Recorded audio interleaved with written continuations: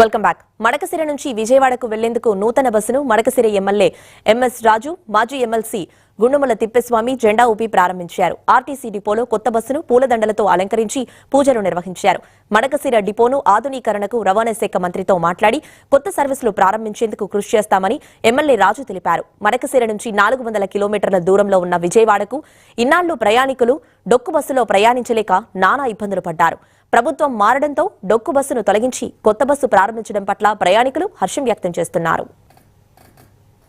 నియోజకవర్గ RTC depot నుంచి ఇతర ప్రాంతాలకు కావలసినటువంటి బస్సు సౌకర్యాలని ఏర్పాటు చేయమని దాదాపు 25 బస్సులు మాకు అవసరం అని చెప్పేసి ప్రజలు మా దృష్టికి తీసుకురావడం జరిగింది. దాన్ని డిఎం గారి దృష్టికి తీసుకెళ్దాం. రేపు ఎల్లుండో రవాణా శాఖ మంత్రి దృష్టికి కూడా తీసుకెళ్తాం. అదేవిధంగా ఆర్టీసీ డిపో మేనేజర్ కార్యాలయము, ఇక్కడ ఆర్టీసీ బస్టాండ్ సంబంధించి సదుపాయాలు, సీసీ రోడ్లు కానీ లేదా మోటార్ సైకిల్ స్టాండ్ కానీ ఇవన్నీ ఏర్పాటు చేయాలని చెప్పేసి వినతి పత్రం ఇవ్వడం జరిగింది.